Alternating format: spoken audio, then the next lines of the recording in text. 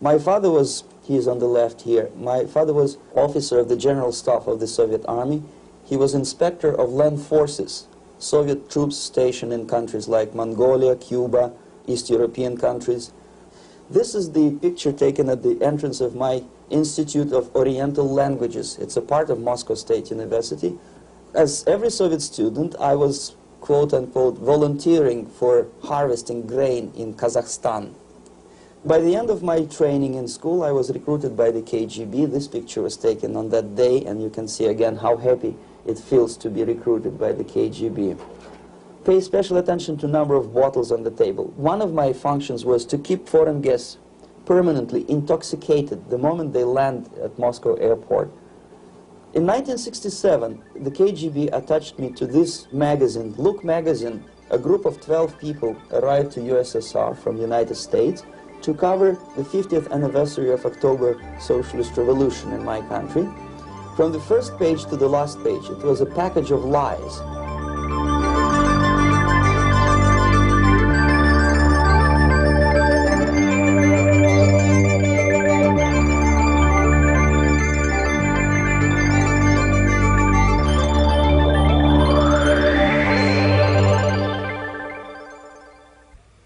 Our conversation is with Mr. Yuri Alexandrovich Bezmenov. Mr. Bezmenov was born in 1939 in a suburb of Moscow. He was the son of a high-ranking Soviet Army officer. He was educated in the elite schools inside the Soviet Union and became an expert in Indian culture and Indian languages. He had an outstanding career with Novosti, which was the, and still is, I should say, the press arm or the press agency of the Soviet Union. It turns out that this is also a front for the KGB. One of his interesting assignments was to brainwash foreign diplomats when they visited Moscow. And he'll tell us a little bit about how they did this and how they planted information which eventually wound up in the press of the free world. He escaped to the West in 1970 after becoming totally disgusted with the Soviet system, and he did this at great risk to his life. He certainly is one of the world's outstanding experts on the subject of Soviet propaganda and disinformation and active measures. Mr. Bezmenov, I'd like to begin by having you tell us a little bit about some of your childhood memories. Well, the most vivid memory of my childhood was Second World War, or to be more precise, the end of the Second World War, when all of a sudden United States, from a friendly nation, which helped us to defeat Nazism, turned overnight into a deadly enemy. And it was very shocking because all newspapers were trying to present an image of belligerent, aggressive American imperialism. Most of the things that we were taught is that United States is aggressive power, which is just about to invade our beautiful, free, socialist country, that American CIA is dropping Colorado beetles on our beautiful potato fields to eliminate our crops, and each schoolboy had a picture of Colorado bug on the back page of his notebook, and we were instructed to go into collective fields to search for those little Colorado bugs. Of course we couldn't find any, neither we could find many potatoes, and that was explained again by the encroachments of the decadent imperialist power. The anti-American paranoia, hysteria in the Soviet propaganda was to such of such a higher degree that many less skeptical people or less stubborn would really believe that United States is just about to invade our beautiful motherland, and some secretly hope that it will come true. That's interesting. Yes. Well, getting back to life inside the Soviet Union or inside communist countries in general, in this country, at the university level primarily, we read and hear that the Soviet system is different from ours, but not that different, and that there is a convergence developing between all of the systems of the world, and that really it doesn't make an awful lot of difference what system you live under because you have corruption and dishonesty and tyranny and all that sort of thing. From your personal experience, what is the difference between life under communism and life in the United States? Well, life is obviously very much different for simple reason that the Soviet Union is a state capitalist economically. It's a state capitalism where an individual has absolutely no rights, no value. His life is nothing. It's just like an insect. He is disposable. Whereby in the United States, even the worst criminal is treated as a human being. He has a fair trial, and some of them capitalize on their crimes. They publish their memoirs in their prisons and get handsomely paid by your crazy publishers. The differences, of course, in the daily life are very various, depending on whom we are talking about. In my own private life, I never suffered from communism simply because I was brought up in a family of high-ranking military officer. Most of the doors were open for me. Most of my expenses were paid by the government, and I never had any troubles with the authorities or with the police. So, in other words, I would say I enjoyed, or I had good reasons to enjoy, all the advantages of so-called socialist system. Mm-hmm. My main motivations to defect had nothing to do with affluence. It was mainly moral indignation, moral protest, rebellion against the inhuman methods of the Soviet system. Well, specifically, what did you object to? I objected, first of all, against oppression of my own dissidents and intellectuals. And that was the most disgusting thing that I witnessed as a young man, young student, who was brought up at a very troublesome period in our history, from Stalin to Khrushchev, from total tyranny and oppression to some kind of liberalization. Second, when I started working for the Soviet embassy in India, to my horror, I discovered that we are millions times more oppressive than any colonial or imperialist power in the history of mankind. That my country brings to India not freedom, progress, and friendship between the nations, but racism, exploitation, and slavery, and of course economical inefficiency to this country. Since I fell in love with India, I developed something which by KGB standards is extremely dangerous thing. It's called split loyalty, when an agent likes a country of assignment more than his own country. I literally fell in love with this beautiful country, a country of great contrasts, but also great humility, great tolerance, and philosophical and intellectual freedoms. My ancestors used to live in caves and eat raw meat when India was a highly civilized nation 6,000 years ago. So obviously the choice was not to the advantage of my own nation. I decided to defect and to entirely dissociate myself from that brutal regime. Mr. Bezmenov, we've read a lot about the concentration camps and the slave labor camps under the Stalin regime. Now the general impression in America is that those things are part of the past. Are they still going on today, or what is the status? Yes. There is no qualitative change in the Soviet concentration camp system. There are changes in numbers of prisoners.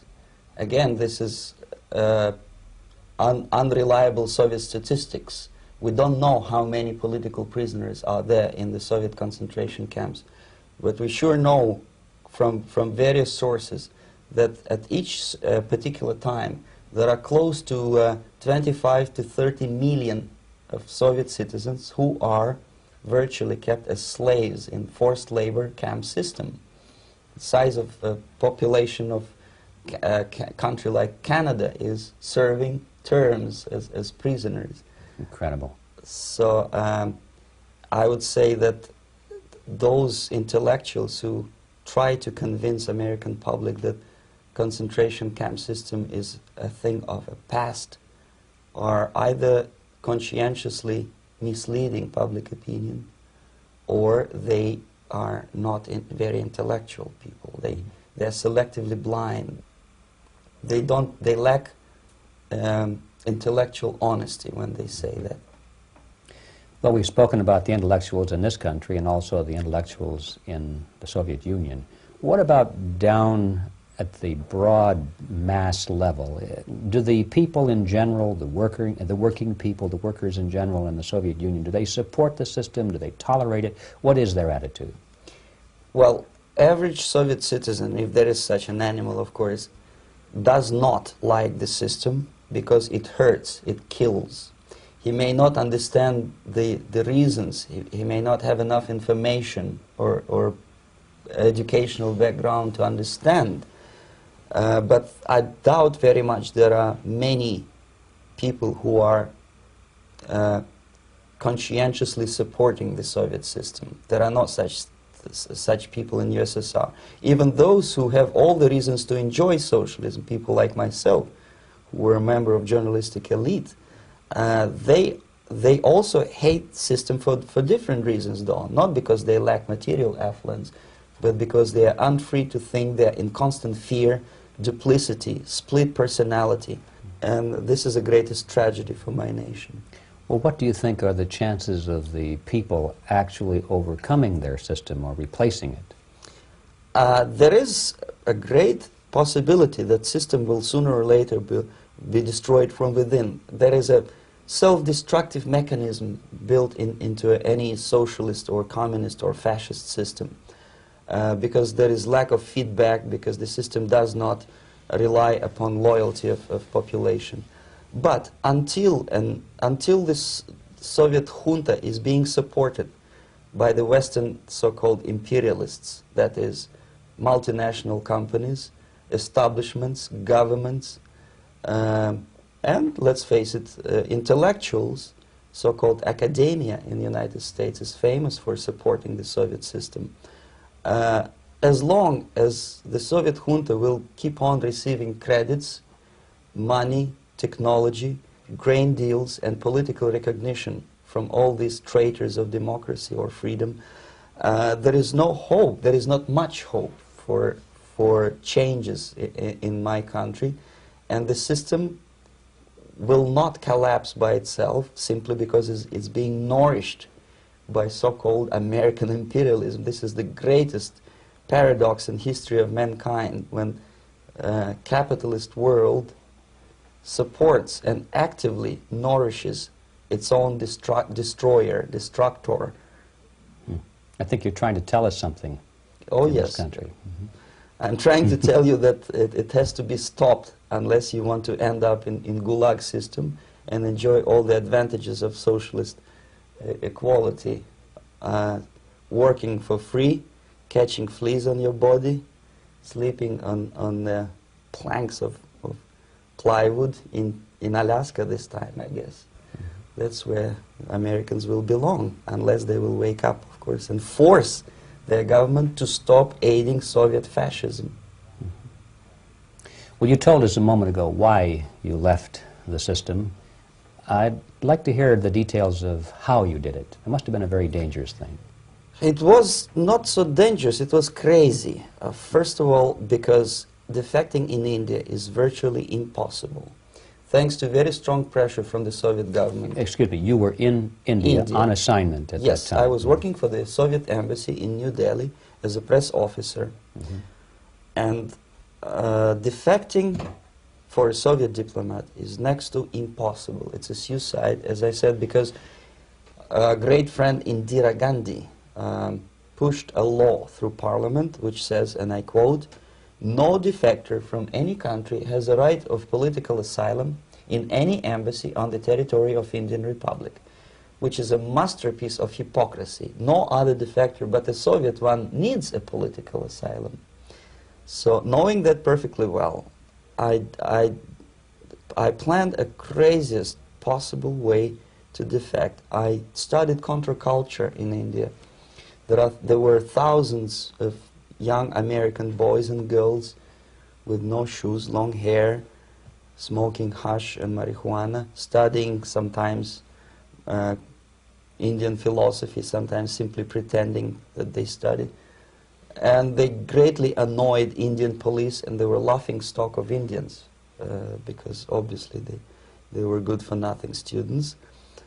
I studied carefully where they congregate, what routes they travel, what language they speak, what do they smoke.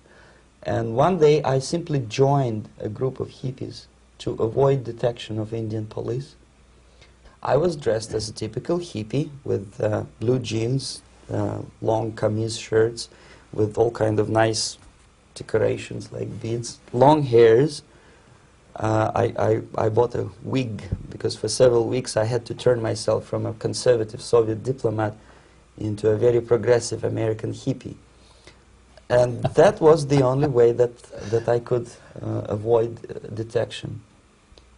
It was very interesting experience, but it was necessary because from my own knowledge as a member of Soviet embassy staff, I knew that there were many cases when Soviet defectors were betrayed by Indian police, and also some Western embassies played a very dirty role in betraying the Soviet defectors.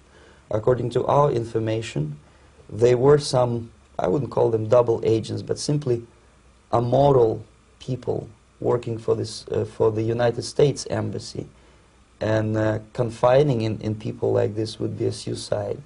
So I had to be extremely careful. I could not trust anyone, and that was the reason for such a crazy way to defect. Well, had you been caught in the act of trying to get out, what would have happened to you? Oh, most likely I would end up in concentration camp, or depending on the situation and on the whim of some bureaucrat in KGB, maybe even executed. This is normal practice, quietly, of course, not publicly.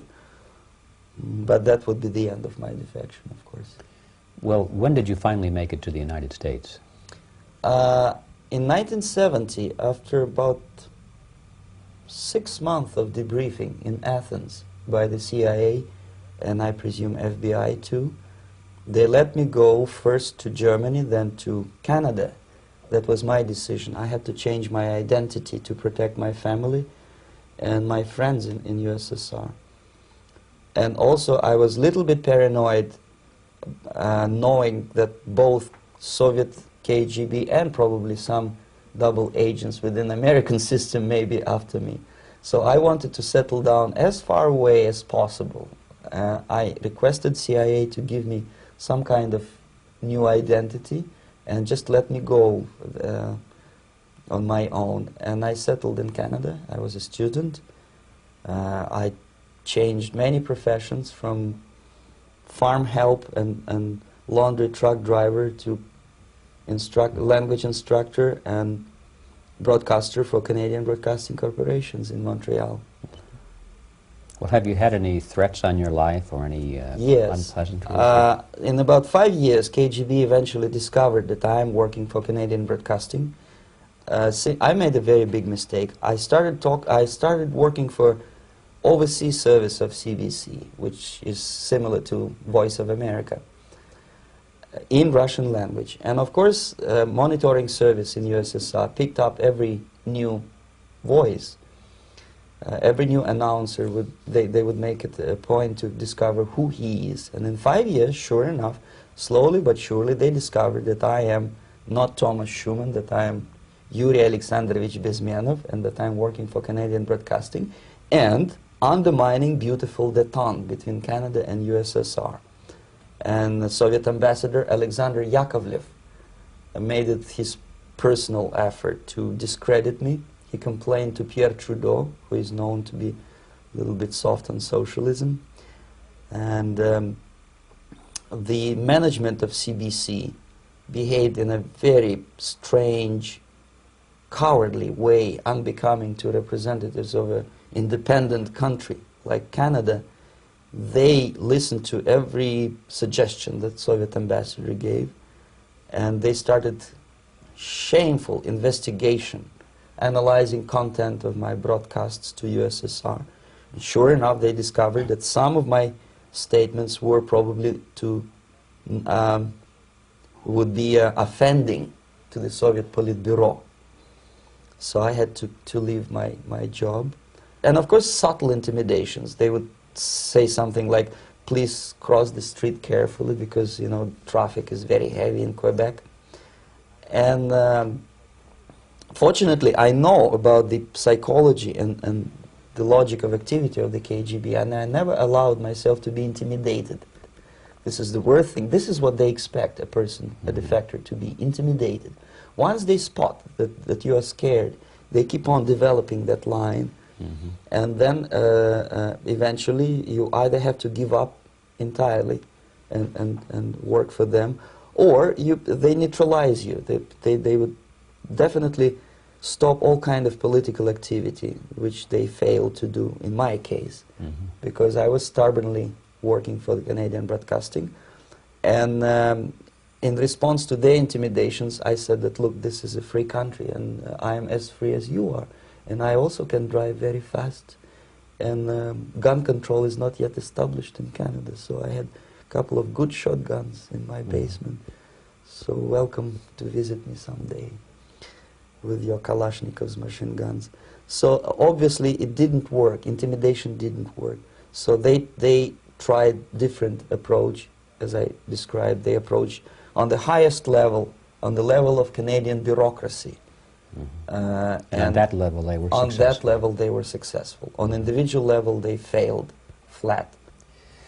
Mr. Bezmenov has brought a series of slides with him that he has taken from the Soviet Union, and I think this is a good time to take a look at the slides. Yes. Now, the viewers will be able to see these slides as we talk about them. Yes, this is a collection of slides which are, some of them are snapshots from my family album, some of them are documents which I smuggled from the Soviet embassy, and some are reproductions from local mass media. I usually show them to establish my credibility as a defector. This is a picture of my native town, Mytishi, about 20 miles north from Moscow. Characteristically, there's a statue of Comrade Lenin in the central square. This is myself at the age of 7, again, characteristically, under the statue of Comrade Stalin, extending his friendly hand to peoples of the world.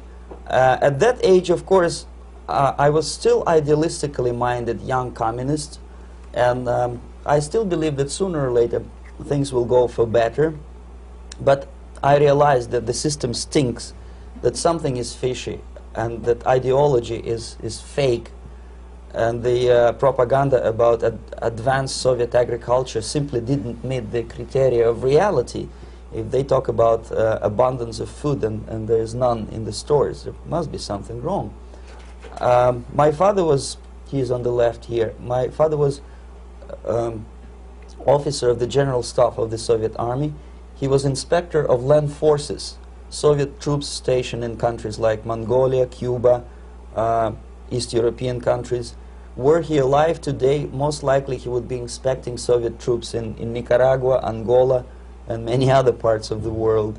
Fortunately, he died and he didn't see the disgrace, because deep inside he was a Russian patriot. He didn't like the idea of expanding Soviet military might, especially in the areas where we were not welcomed at all. Unlike many other military officers, he was reporting directly to the Minister of Defense, bypassing KGB and diplomatic service. In other words, he was a trusted military professional. And my impression that this type of people are much less hawkish and adventuristic than party bureaucrats in Kremlin.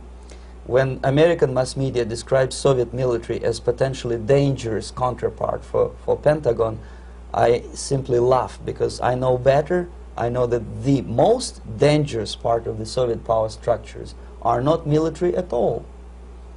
Most likely, if they come to power in my country, they'll be more sensible negotiators for nuclear disarmament and withdrawal of the Soviet troops from many parts of the world. But if someone from the party structure or the KGB structure were to give the orders for a military intervention, they have to obey, they would follow, because they are professional military. But they, you see, the triangle of power and hate in USSR is the party at the top, the party elite, the oligarchy of the party, then the military, and the KGB at the bottom. They hate each other, and the most hated triangle, the most hated corner of the triangle is the Communist Party bureaucrats. They are the most adventuristic, senile megalomaniacs. They can start war, I wouldn't be surprised. Not the military. They know what war is. Yes. At least my father did. This is the picture taken at the entrance of my Institute of Oriental Languages. It's a part of Moscow State University. I graduated in 1963. And now, excuse me, which one were you on? I am on the right. You're on the right. And on the left is my my schoolmate Vadim Smirnov, who later was a apparatchik in the Central Committee of the Soviet Union Communist Party. What is an apparatchik? It's a functionary, something like civil service in British Empire. Someone who is never fired from the service. He stays there internally. He may not be promoted too high, but he's a dependable bureaucrat who will stay forever. I studied not only languages, but also history, literature, even music. I'm on this picture, I'm trying to learn how to play Indian musical instrument. I even tried to look like an Indian when I was second-year student. Not bad, really. Yes, actually it was strongly encouraged by the instructors in my school, because the graduates of my school were later on employed as diplomats, foreign journalists, or spies. As every Soviet student, I was quote-unquote volunteering for harvesting grain in Kazakhstan. This is a biggest agricultural blunder of the Soviet government.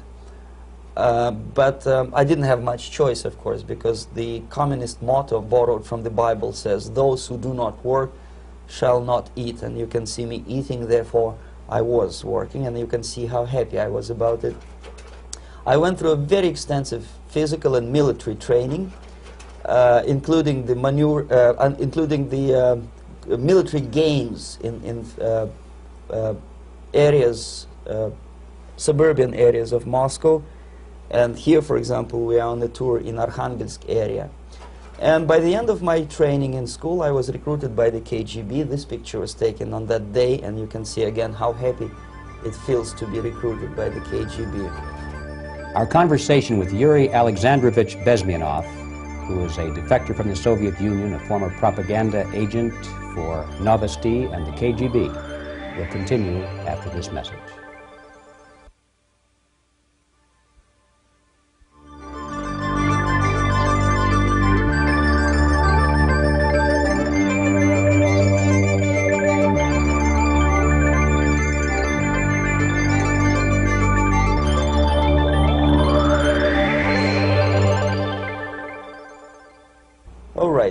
As every student in USSR, I went through very extensive physical and military training and civil defense training too. Unlike in the United States, where civil defense is virtually non-existent, zero.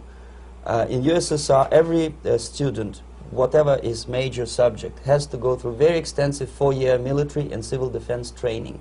You can see me here with a group of students during one of the war games near Moscow.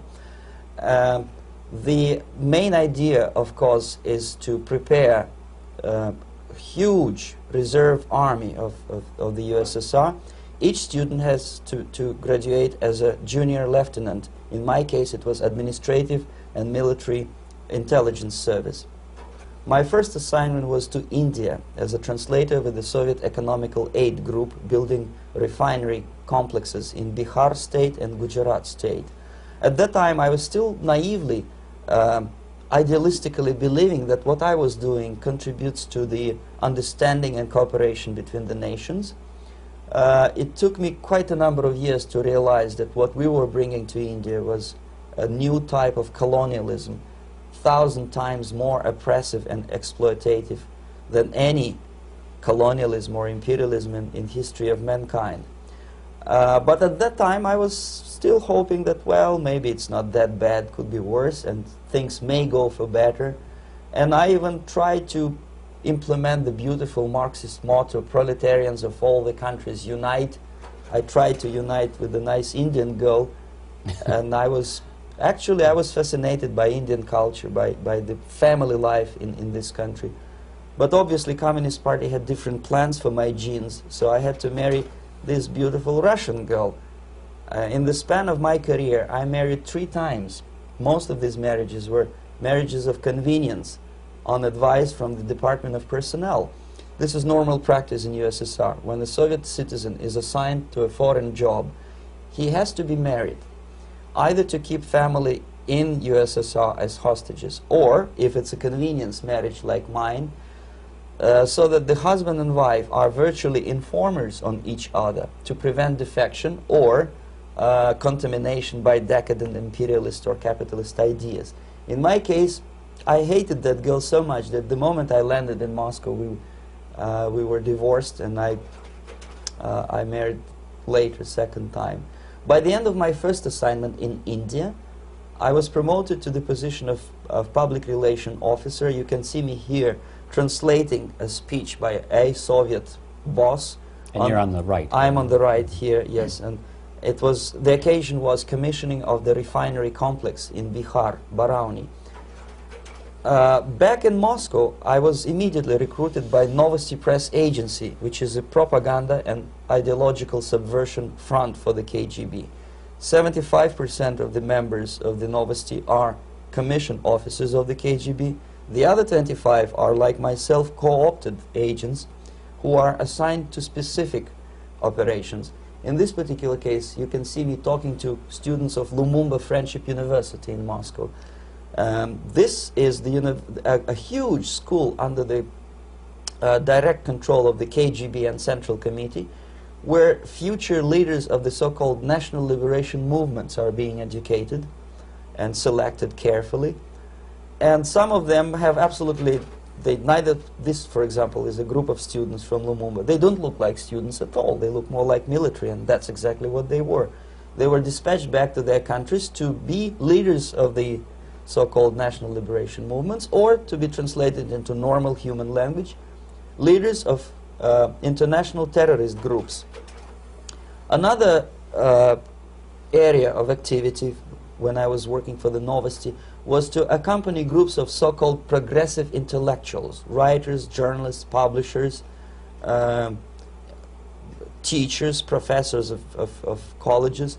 You can see me here in Kremlin. I'm second on the left, with a group of Pakistani and Indian intellectuals. Most of them pretended they don't understand that we are actually working on behalf of the Soviet government and the KGB. They pretended that they are actually being guests, VIP intellectuals, that they are treated according to their merits and their intellectual abilities. For us, they were just a bunch of political prostitutes to be taken advantage for various propaganda operations. Therefore, you can see perfectly well the senior colleague of mine on the left doesn't really have that much respect on his face, and myself with a very skeptical smile, typical KGB sarcastic smile, anticipating another victim of ideological brainwashing. This is how a typical conference in Novosti headquarters in Moscow looked like. Sitting in the middle is Boris Burkov, the then director of Novosti Press Agency, high-ranking party bureaucrat in the Department of Propaganda. I am standing next to a famous Indian poet, Sumitranandan Pant.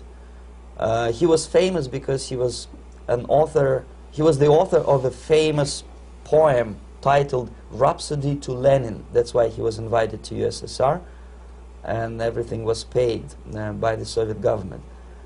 Pay special attention to number of bottles on the table. This is one of the ways to kill the awareness or curiosity of foreign journalists.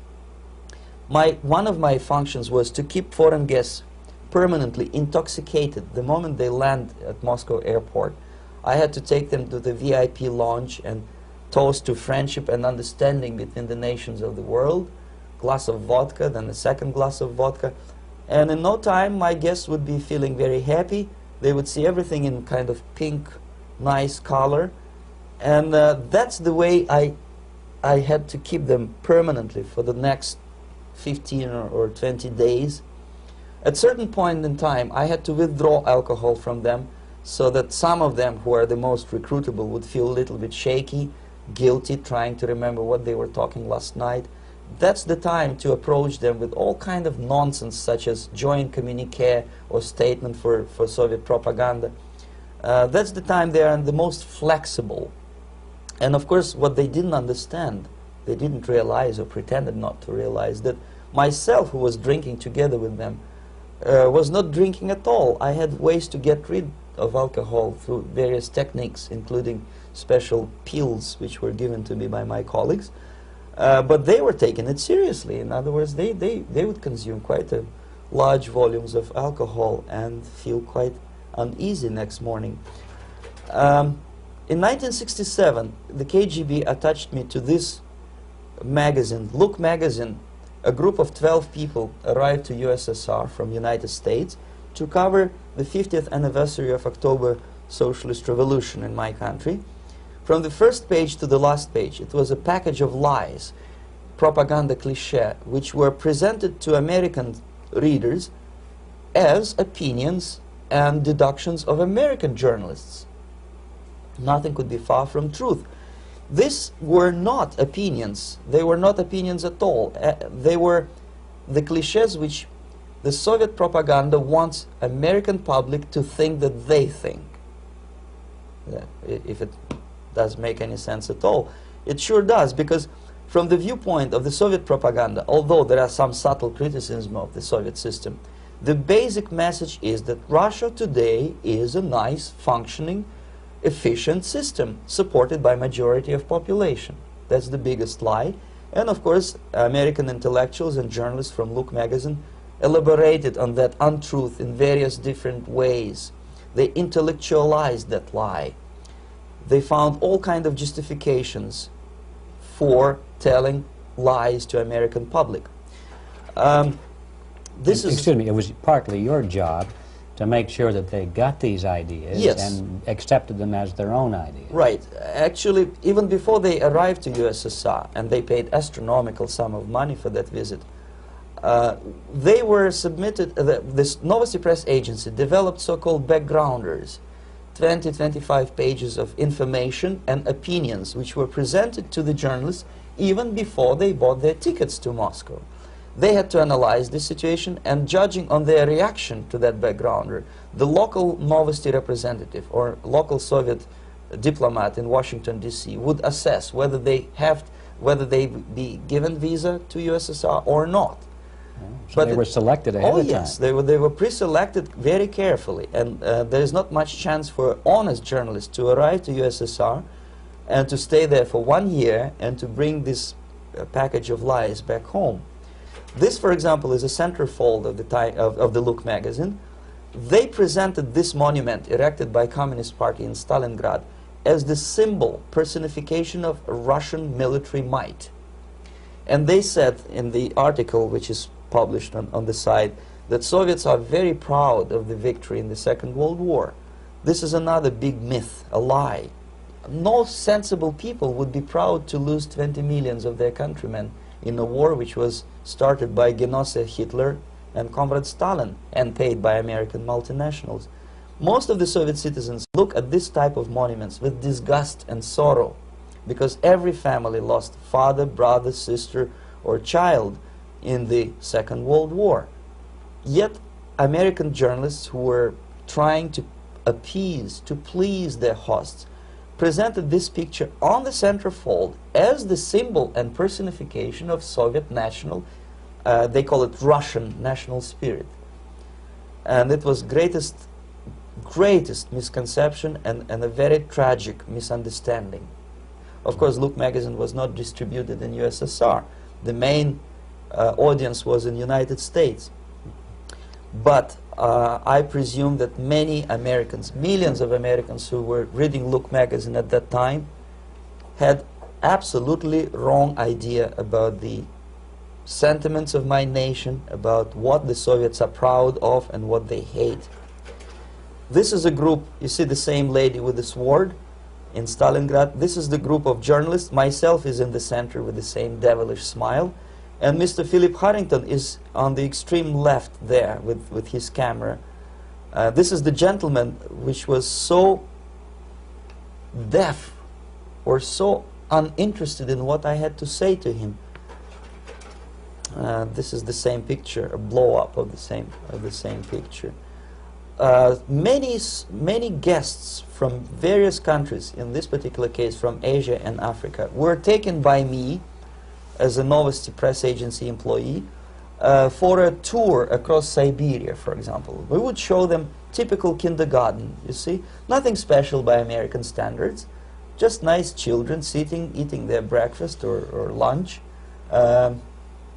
What they could not understand, or they pretended not to understand, that this is an exemplary kindergarten. This is not the kindergarten for average person or average family in USSR. And we maintain that illusion in their minds. You can see myself under the red spot in the middle there, with the same business-like expression. I'm doing my job. That's what I'm assigned to do, and that's what I was paid to do. But deep inside, I still hope that at least some of these useful idiots would understand that what they are looking at has nothing to do with the level of affluence in my nation. This is a better picture which reflects the true spirit of the Soviet childhood. This picture was printed in a Canadian government publication by mistake. In the middle you can see children playing on a small courtyard, and the caption goes, "This is a typical kindergarten in Siberia." What these idiots didn't understand, that it is not kindergarten at all. It is a prison for children of political prisoners. But there was not a single mentioning that what they were visiting actually was an area of concentration camps. And the job of people like myself to help them to not to notice that they are actually talking to prisoners. Most of the children were dressed, especially on the occasion of the foreigners' visit. Of course, there were no corpses on the ground. There were no machine gun guards. And well, it looks not very pleasant, as you see. It looks dull, but obviously it does not create an impression that this is actually a prison. Well, did any of the journalists have the curiosity to ask about prisons and that kind of thing? Yes. They were in Siberia. Yes. This is what you associate. Yes, some of them asked questions, and naturally we would give them, for the stupid question, we give them stupid answer. No, there are no prisons in Siberia. No, most of the people who you see are free citizens of USSR. They are very happy to be here, and they are contributing to the glory of the socialist system. Some of them pretended that they believe what I was telling them, and most of them, we may discuss it later, what are the motivations of these people? Why would they stubbornly bring lies to their own population through their own mass media? I have various answers to this. There is not a single explanation. It's a complex of explanations. It's fear, pure biological fear. They understand that they are on the territory of an enemy state, a police state. And just to save their rotten skins and their miserable jobs, their affluence back home, they would prefer to tell a lie than to ask truthful questions and report truthful information.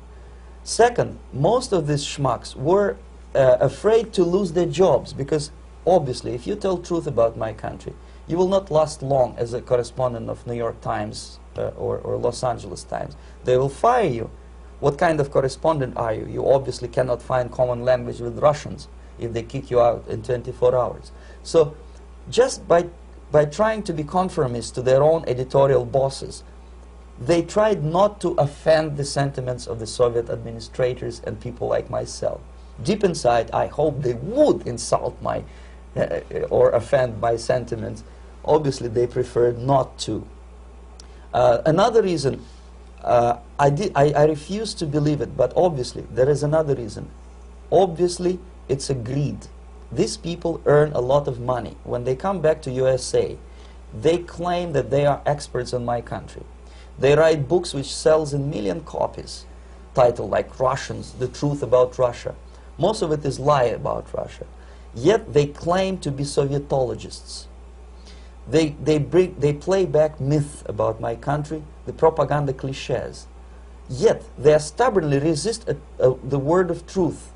If a person like Solzhenitsyn is either defecting or kicked out of USSR, they try all their best to discredit him and to discourage him.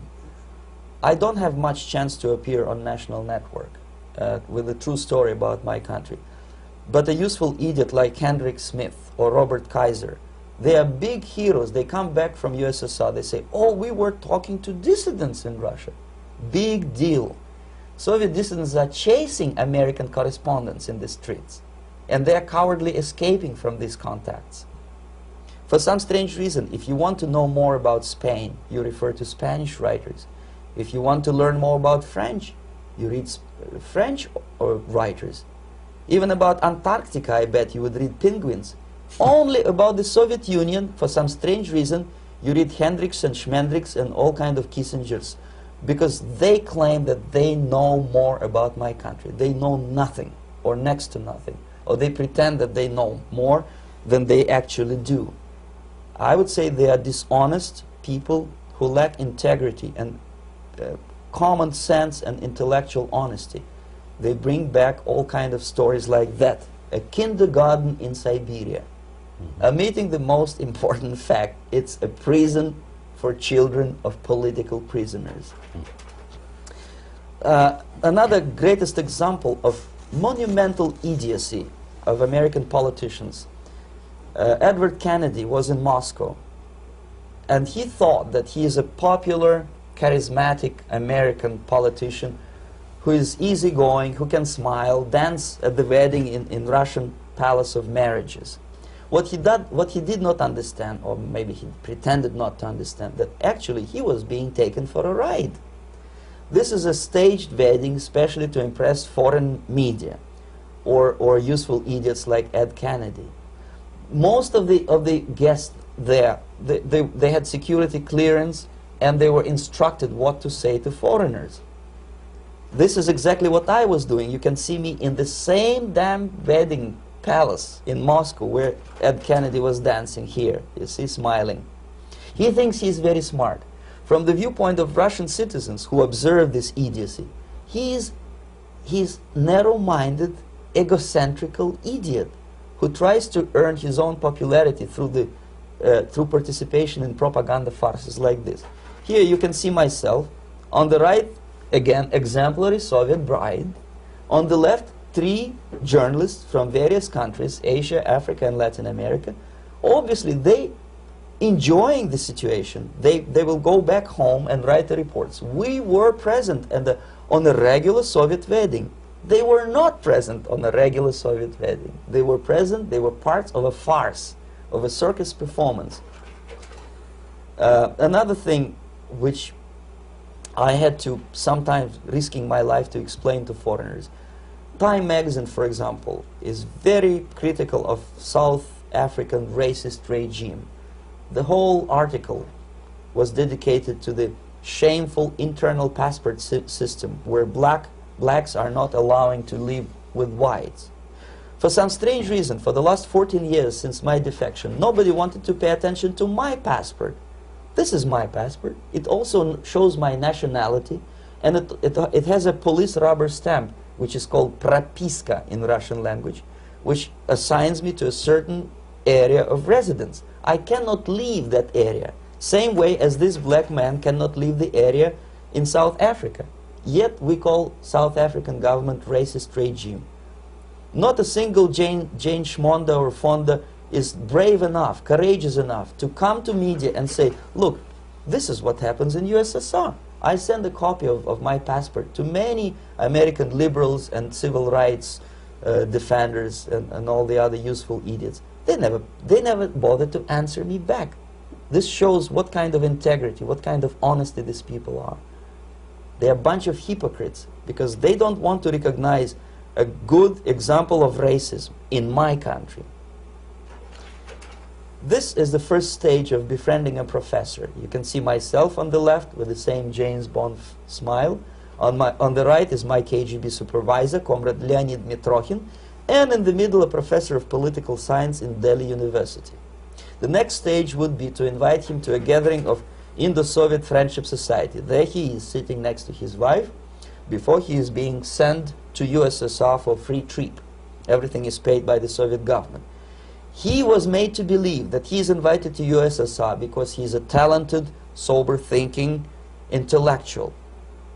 Absolutely false. He is invited because he is a useful idiot, because he would agree and subscribe to most of the Soviet propaganda cliché. And when he is coming back to his own country, he is going for years and years to teach the beauties of Soviet socialism to newer and newer generations of his students, thus promoting the Soviet propaganda line. the KGB was even curious about this gentleman. It may look innocent. Maharishi Mahesh Yogi, a great spiritual leader, or maybe a great charlatan and crook, depending on from which side you are looking at him. Beatles were trained at his ashram in Hardwar in India how to meditate. Mia Farrow and other useful idiots from Hollywood visited his school, and they returned back to United States absolutely zonked out of their minds with marijuana, hashish, and crazy ideas of meditation. To meditate, in other words, to isolate oneself from the current social and political issues of your own country, to get into your own bubble, to forget about troubles of the world. Obviously, KGB was very fascinated with such a beautiful school, such a brainwashing center for stupid Americans. I was dispatched by the KGB to check what kind of VIP Americans attend this school. That's you on the left. Yes, I'm on the left. I was trying to get enrolled in that school. Unfortunately, the Maharishi Mahesh Yogi asked too much. He wanted $500 American for enrollment. But my function was not actually to get enrolled in the school. My function was to discover what kind of people from United States attend this school. And we discovered that, yes, there are some influential members of family, public opinion makers of United States, who come back with the crazy stories about Indian philosophy. Indians themselves look upon them as idiots, useful idiots. To say nothing about KGB, who looked at them as extremely naive, misguided people. Obviously, a VIP, say a wife of a congressman, or a prominent Hollywood personality, after being trained in that school, is much more instrumental in the hands of manipulators of public opinion and KGB than a normal person who understands, who looks through this type of fake religious training. Why would they be more susceptible to manipulation? I just mentioned that because, you see, a person who is too much involved in introspective meditation. You see, if you carefully look what Maharishi Mahesh Yogi is teaching to Americans, is that most of the problems, most of the burning issues of today can be solved simply by meditating. Don't rock the boat. Don't get involved. Just sit down, look at your navel, and meditate. And the things, due to some strange logic, due to cosmic vibration, will settle down by themselves. This is exactly what the KGB and Marxist-Leninist propaganda wants from Americans, to distract their opinion, attention, and mental energy from real issues of the United States into a non-issues, into a non-world, non-existent harmony. Obviously, it's more beneficial for the Soviet aggressors to have a bunch of duped Americans than Americans who are self-conscious, healthy, physically fit, and alert to the reality. Maharishi Mahesh Yogi obviously is not on the payroll of the KGB. But whether he knows it or not, he contributes greatly to demoralization of American society. And he's not the only one. There are hundreds of those gurus who come to your country to capitalize on naivete and stupidity of Americans. It's a fashion. It's a fashion to meditate. It's a fashion not to be involved. So obviously, you can see that if KGB were that curious, if they paid my trip to Hardwar, if they assigned me to that strange job, obviously they were very much fascinated. They were convinced that that type of brainwashing is very efficient and instrumental in demoralization of the United States. Our conversation with Yuri Alexandrovich Bezmenov, who is a defector from the Soviet Union, a former propaganda agent for Novosti and the KGB, will continue after this message.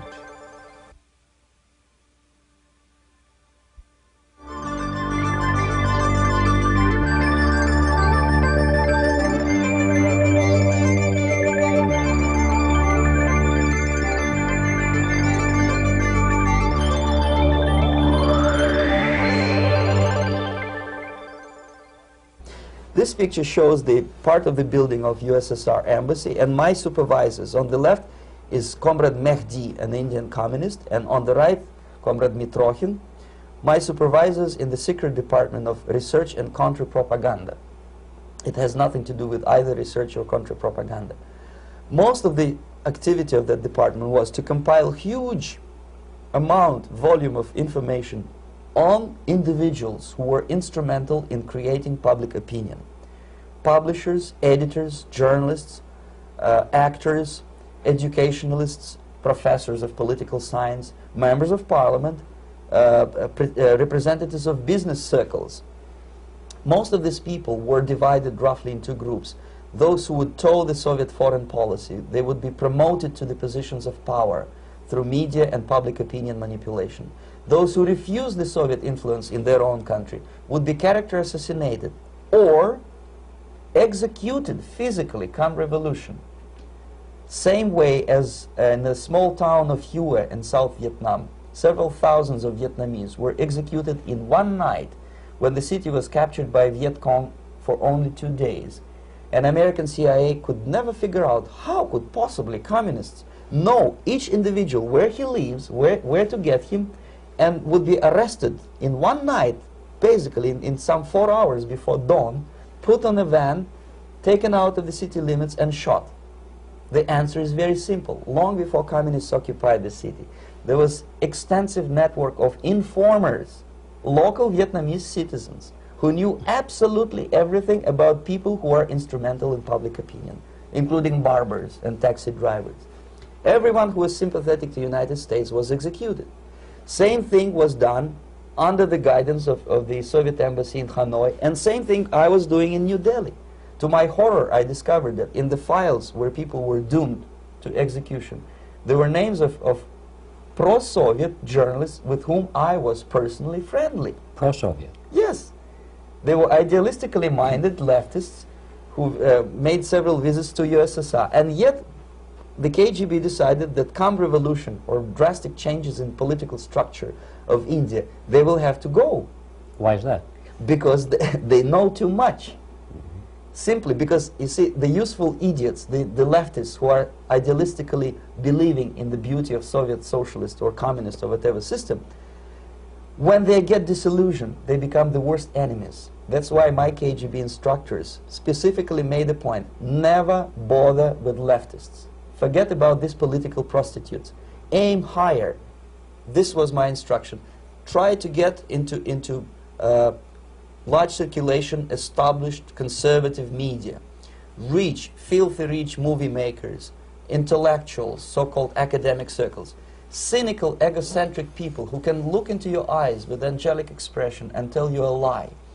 These are the most recruitable people, people who lack moral principles, who are either too greedy or too suffer from self-importance. They feel that they matter a lot. These are the people who KGB wanted very much to recruit. But to eliminate the others, to execute the others, don't they serve some purpose? Wouldn't they be the ones they rely on? They serve purpose only at the stage of destabilization of a nation. For example, your leftists in United States, all these professors and all these beautiful civil rights defenders, they are instrumental in the process of the subversion only to destabilize the nation.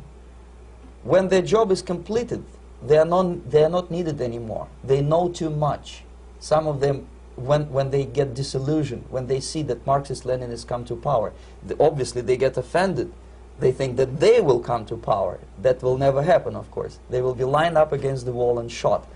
But they may turn into the most bitter enemies of Marxist-Leninists when they come to power. And that's what happened in Nicaragua. You remember most of these former Marxist-Leninists were either put to prison or one of them split, and now he's working against Sandinistas. It happened in Grenada when Maurice Bishop was already a Marxist. He was executed by a new Marxist who was more Marxist than this Marxist. Same happened in Afghanistan when first there was Taraki, he was killed by Amin, then Amin was killed by Babrak Karmal with the help of KGB. Same happened in Bangladesh when Mujibur Rahman, very pro-Soviet leftist, was assassinated by his own Marxist-Leninist military comrades. It's the same pattern everywhere. The moment they serve their purpose, all the useful idiots are either be executed entirely, all the idealistically minded Marxists, or exiled, or put in prisons, like in Cuba. Many former Marxists are in Cuba, in prison. So most of the Indians who were cooperating with the Soviets, especially with our Department of Information of the USSR Embassy, were listed for execution. And when I discovered that fact, of course I was sick. I was mentally and physically sick. I thought that I'm going to explode one day during the briefing at the ambassador's office. I would stand up and say something that we are basically a bunch of murderers. That's what we are. It has nothing to do with friendship and understanding between the nation and blah, blah, blah. We are murderers. We behave as a bunch of thugs in a country which is hospitable to us, a country which with ancient traditions. But I did not defect. I tried to get the message across. To my horror, nobody wanted even to listen, least of all to believe what I had to say. And I tried all kinds of tricks. I would leak information through letters or lost documents or something like that. And still I got no message. The message was not published, even in the conservative mass media of India. The immediate impulse to defect was Bangladesh crisis, which was described by American correspondents as Islamic grassroots revolution, which is absolute baloney. There was nothing to do with Islam, and there was no grassroots revolution. Actually, there are no grassroots revolutions, period. Any revolution is a byproduct of a highly organized group of conscientious and professional organizers, but has nothing to do with grassroots. In Bangladesh, it was nothing with grassroots. Most of the Awami League party members, Awami League means People's Party, were trained in Moscow in the High Party School. Most of the Mukti Fauj leaders, Mukti Fauj in Bengali means People's Army, same as SWAPO and all kind of liberation armies all over the world, the same bunch of useful idiots. They were trained at Lumumba University and various centers of the KGB in Simferopol, in Crimea, and in Tashkent.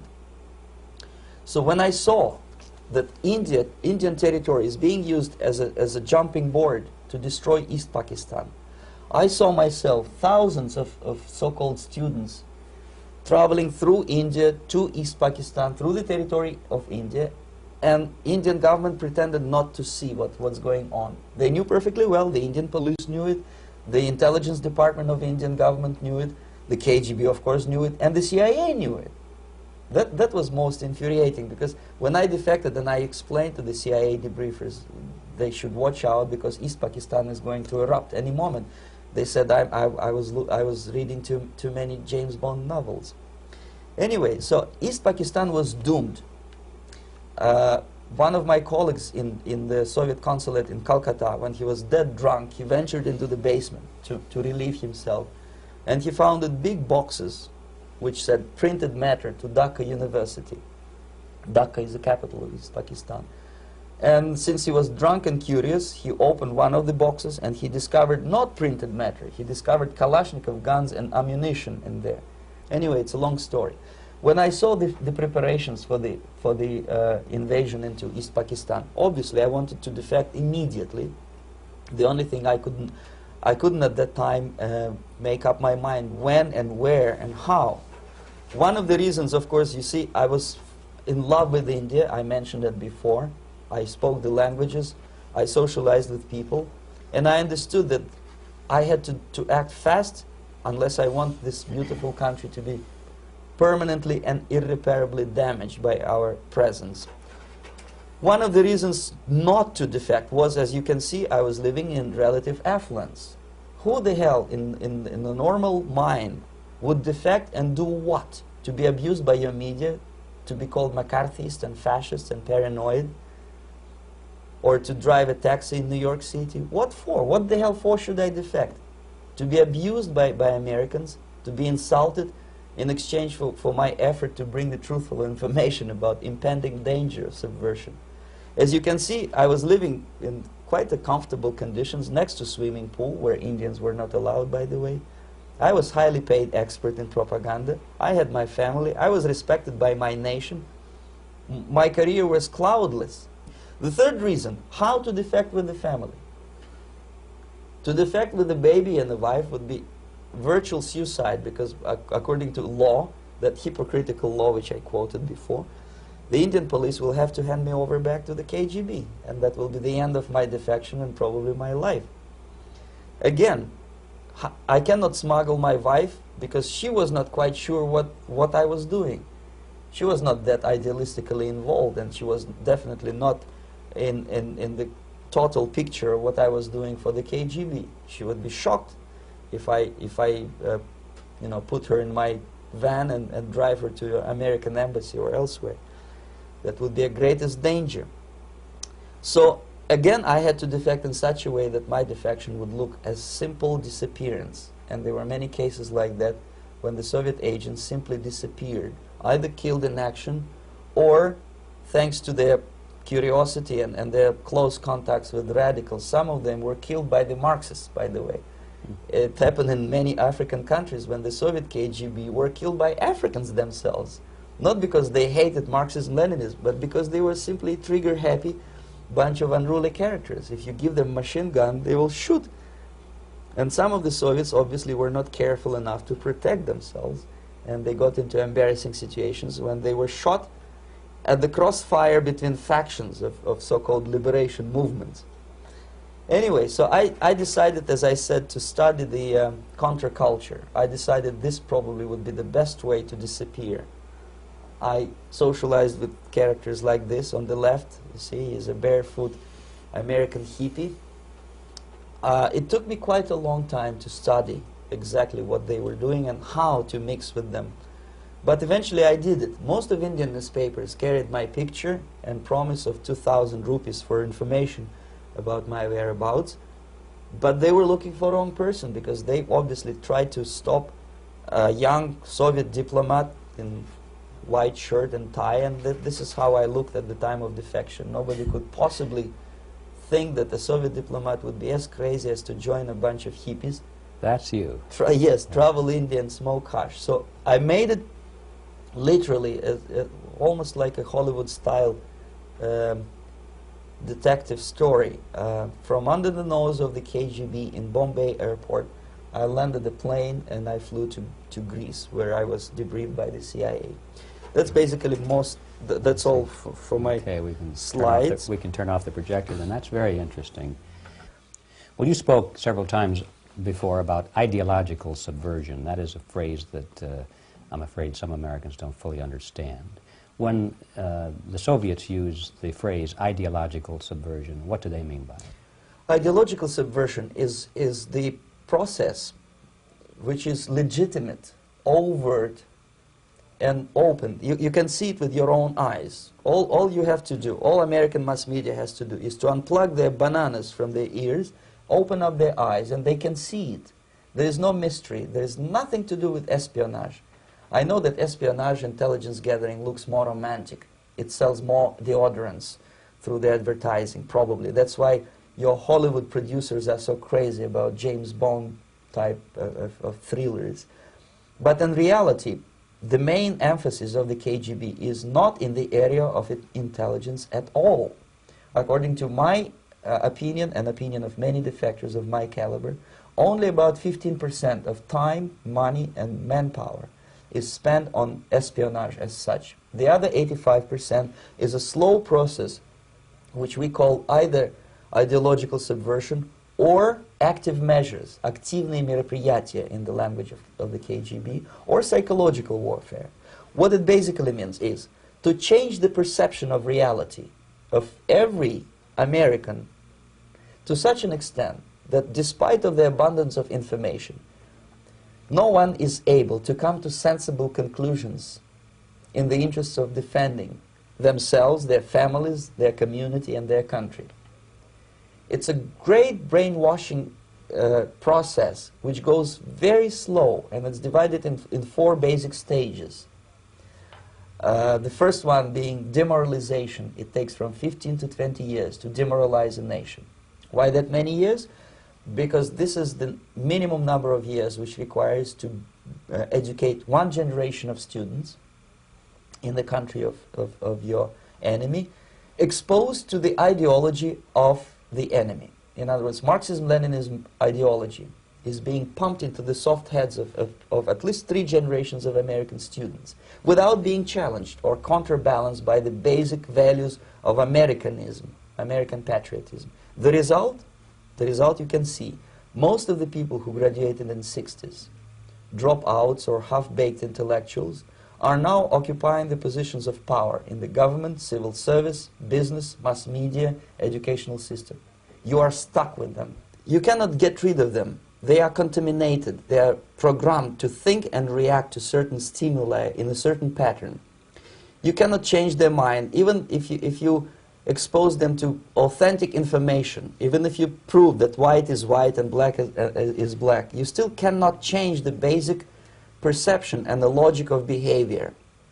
In other words, these people, the process of demoralization is complete and irreversible. To get rid society of these people, you need another 20 or 15 years to educate a new generation of patriotically minded and common sense people who would be acting in favor and in the interests of United States society. And yet these people who've been programmed and, as you say, in place and Yes. who are favorable to an opening with the Soviet concept, these are the very people who would be marked for extermination in this country? Most of them, yes. Simply because the psychological shock when they will see in future what the beautiful society of equality and social justice means in practice, obviously they will revolt. They will be very unhappy, frustrated people.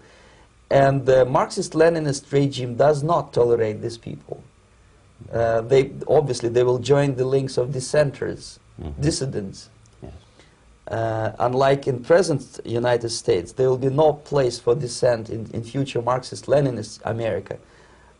Here you can get popular like Daniel Ellsberg and filthy rich like Jane Fonda for being dissident, for criticizing your Pentagon. In future, these people will be simply squashed like cockroaches. Nobody is going to pay them nothing for their beautiful, noble ideas of equality. This they don't understand, and it will be a greatest shock for them, of course. The demoralization process in the United States is basically completed already. For the last 25 years. Actually, it's overfulfilled because demoralization now reaches such areas where previously not even Comrade Andropov and all his experts would even dream of such a tremendous success. Most of it is done by Americans to Americans, thanks to lack of moral standards. As I mentioned before, exposure to true information does not matter anymore. A person who was demoralized is unable to assess true information. The facts tell nothing to him. Even if I shower him with information, with authentic proof, with documents, with pictures, even if I take him by force to the Soviet Union and show him concentration camp, he will refuse to believe it until he is going to receive a kick in his fat bottom. When a military boot crashes his balls, then he will understand, but not before that. That's the tragic of the situation of demoralization. So basically America is stuck with demoralization, and unless, even if you start right now, here, this minute, you start educating new generation of Americans, it will still take you 15 to 20 years to turn the tide of ideological perception of reality back to normalcy and patriotism. The next stage is destabilization. This time, subverter does not care about your ideas and the patterns of your consumption. Whether you eat junk food and get fat and flabby, doesn't matter anymore. This time, and it takes only from 2 to 5 years to destabilize a nation, what matters is essentials: economy, foreign relations, defense systems. And you can see it quite clearly that in some areas, in such sensitive areas as defense and economy, the influence of Marxist-Leninist ideas in the United States is absolutely fantastic. I could never believe it 14 years ago when I landed in this part of the world that the process will go that fast. The next stage, of course, is crisis. It may take only up to 6 weeks to bring a country to the verge of crisis. You can see it in Central America now. And after crisis, with a violent change of power, structure, and economy, you have so-called the period of normalization. It may last indefinitely. Normalization is a cynical expression borrowed from Soviet propaganda. When the Soviet tanks moved into Czechoslovakia in '68, Comrade Brezhnev said, "Now the situation in brotherly Czechoslovakia is normalized." This is what will happen in the United States if you allow all these schmucks to bring the country to crisis, to promise people all kind of goodies and the paradise on earth, to destabilize your economy, to eliminate the principle of free market competition, and to put a big brother government in Washington, D.C., with benevolent dictators like Walter Mondale, who will promise lots of things, never mind whether the promises are fulfillable or not. He will go to Moscow to kiss the bottoms of new generation of Soviet assassins, never mind. He will create false illusions that the situation is under control. Situation is not under control. Situation is disgustingly out of control. Most of the American politicians, media, and educational system trains another generation of people who think they are living at a peacetime. False. United States is in a state of war, undeclared total war against the basic principles and the foundations of this system. And the initiator of this war is not Comrade Andropov, of course. It's the system. However ridiculous it may sound, the world communist system or the world communist conspiracy, whether I scare some people or not, I don't give a hoot. If you are not scared by now, nothing can scare you. But you don't have to be paranoid about it. What actually happens now, that unlike myself, you have literally several years to live on unless the United States wake up. The time bomb is ticking. With every second, the disaster is coming closer and closer. Unlike myself, you will have nowhere to defect to, unless you want to live in Antarctica with penguins. This is it. This is the last country of freedom and possibility. Okay, so what do we do? What is your recommendation to the American people? Well, the immediate thing that comes to my mind is, of course, there must be a very strong national effort to educate people in the spirit of real patriotism, number one. Number two, to explain them the real danger of socialist, communist, whatever, welfare state, big brother government. If people will fail to grasp the impending danger of that development, nothing ever can help United States. You may kiss goodbye to your freedom, including freedoms to homosexuals, to prison inmate. All this freedom will vanish, evaporate in 5 seconds, including your precious lives. The second thing, the moment at least part of United States population is convinced that the danger is real, they have to force their government. And I'm not talking about sending letters, signing petitions, and all this beautiful, noble activity. I'm talking about forcing United States government to stop aiding communism. Because there is no other problem more burning and urgent than to stop the Soviet military-industrial complex from destroying whatever is left of the free world. And it is very easy to do. No credits, no technology, no money, no political or diplomatic recognition, and of course no such idiocy as grain deals to USSR. The Soviet people, 270 millions of Soviets, will be eternally thankful to you if you stop aiding a bunch of murderers who sit now in Kremlin and whom President Reagan respectfully calls government. They do not govern anything, least of all such complexity as the Soviet economy. So basic, two very simple, maybe too simplistic answers or solutions, but nevertheless they are the only solutions. Educate yourself, understand what's going on around you. You are not living at the time of peace. You are in a state of war, and you have precious little time to save yourself. You don't have much time, especially if you are talking about young generation. There's not much time left for convulsions and sexual masturbation to the beautiful disco music. Very soon it will go, just overnight. If we are talking about capitalists or wealthy businessmen, I think they are selling the rope on which they will hang very soon. If they don't stop, if they cannot curb their unsettled desire for profit, and if they keep on trading with the monster of the Soviet communism, they are going to hang very soon. And they will pray to be killed, but unfortunately they will be sent to Alaska probably to manage industry of slaves. It's simplistic. I know it sounds unpleasant. I know Americans don't like to listen to things which are unpleasant. But I have defected not to tell you the stories about such idiocy as microfilm, James Bond type espionage. This is garbage.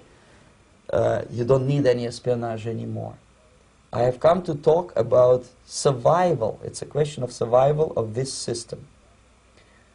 You may ask me, what is it in for me? Survival, obviously, because unlike, as I said, I am now in your boat. If we sing together, we'll sing beautifully together. There is no other place on this planet to defect to.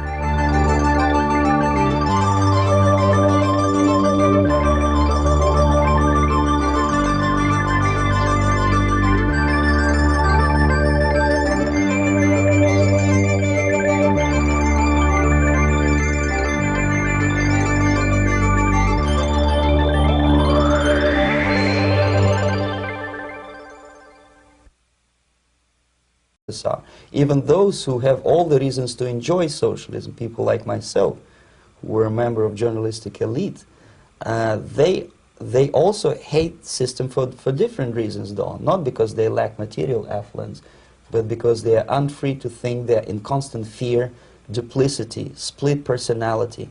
And this is the greatest tragedy for my nation. Well, what do you think are the chances of the people actually overcoming their system or replacing it? There is a great possibility that system will sooner or later be destroyed from within. There is a self-destructive mechanism built into any socialist or communist or fascist system because there is lack of feedback, because the system does not rely upon loyalty of population. But until this Soviet junta is being supported by the Western so-called imperialists, that is, multinational companies, establishments, governments, and let's face it, intellectuals, so-called academia in the United States is famous for supporting the Soviet system. As long as the Soviet junta will keep on receiving credits, money, technology, grain deals, and political recognition from all these traitors of democracy or freedom, there is no hope, there is not much hope for changes in my country, and the system will not collapse by itself simply because it's being nourished by so-called American imperialism. This is the greatest paradox in history of mankind, when capitalist world supports and actively nourishes its own destroyer, destructor. I think you're trying to tell us something. Oh, in yes. This country. Mm-hmm. I'm trying to tell you that it has to be stopped unless you want to end up in Gulag system and enjoy all the advantages of socialist equality. Working for free, catching fleas on your body, sleeping on the planks of plywood in Alaska this time, I guess. That's where Americans will belong, unless they will wake up, of course, and force their government to stop aiding Soviet fascism. Well, you told us a moment ago why. Mr. Bezmenov, I'd like to begin by having you tell us a little bit about some of your childhood memories. Well, the most vivid memory of my childhood was Second World War, or to be more precise, the end of the Second World War, when all of a sudden United States, from a friendly nation, which helped us to defeat Nazism, turned overnight into a deadly enemy.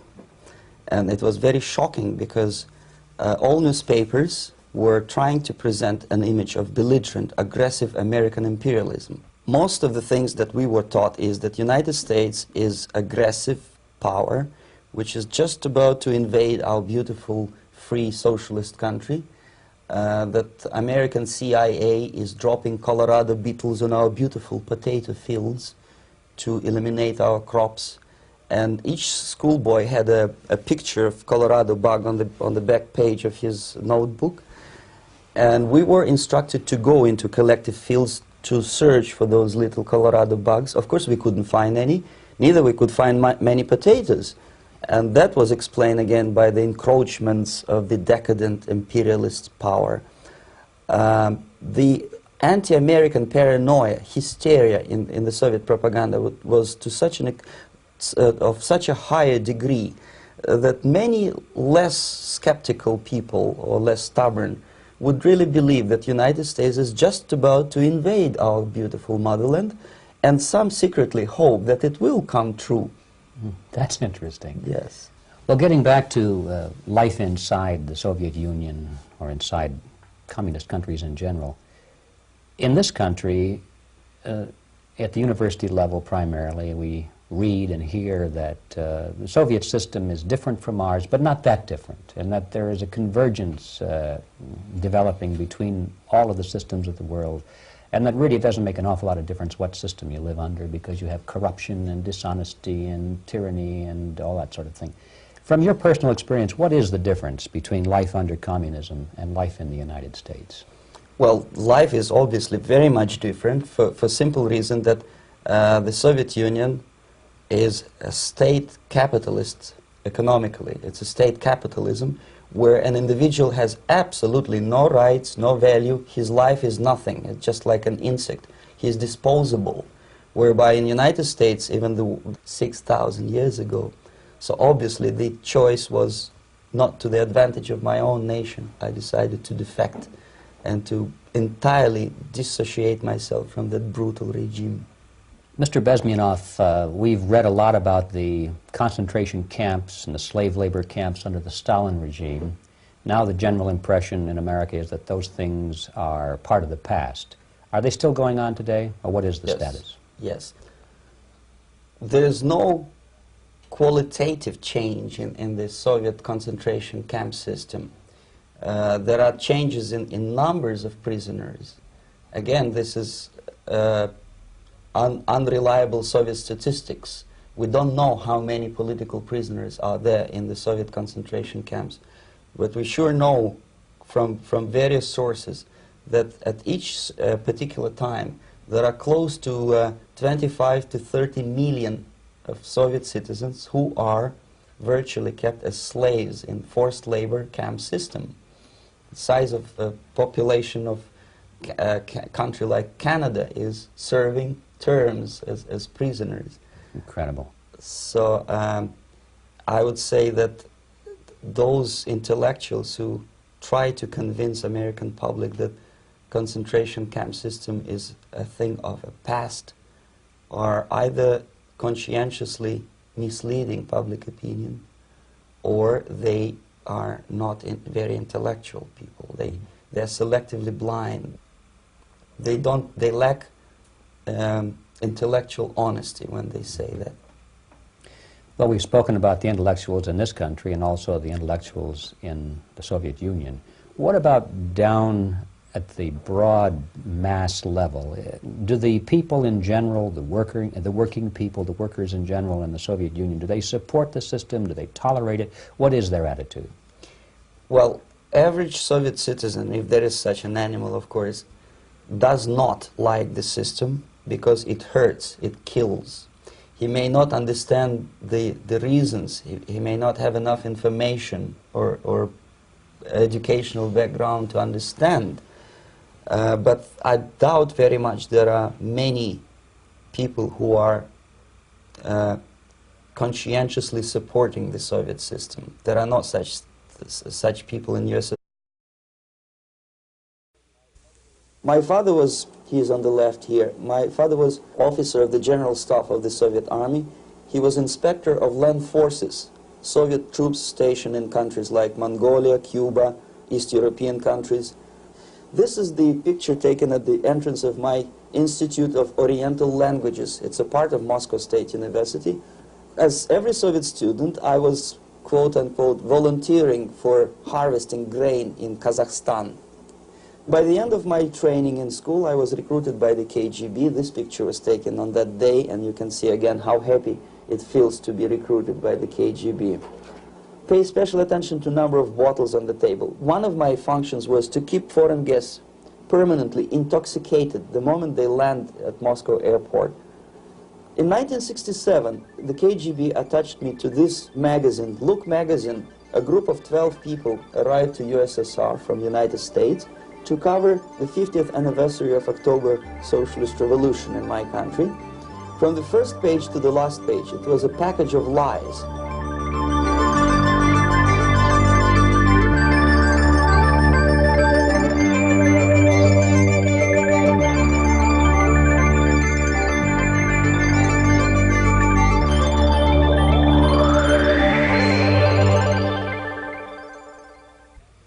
Our conversation is with Mr. Yuri Alexandrovich Bezmenov.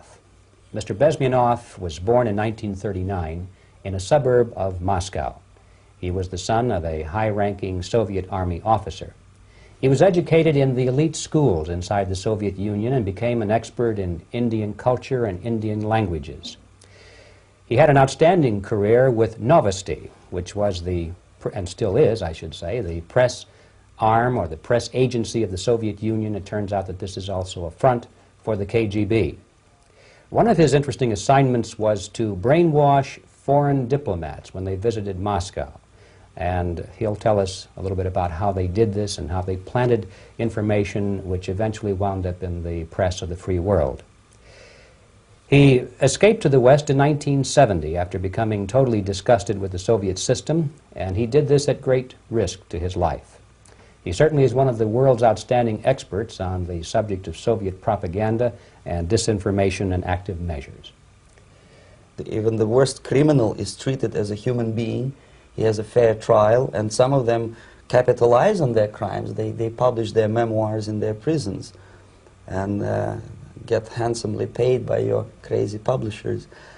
The differences, of course, in the daily life are very various depending on whom we are talking about.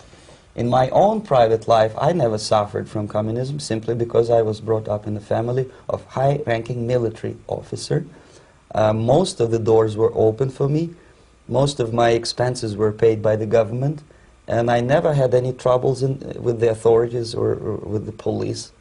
So, in other words, I would say I enjoyed, or I had good reasons to enjoy, all the advantages of so-called socialist system. Mm-hmm. My main motivations to defect had nothing to do with affluence. It was mainly moral indignation, moral protest, rebellion against the inhuman methods of the Soviet system. Well, specifically, what did you object to? I objected, first of all, against oppression of my own dissidents and intellectuals.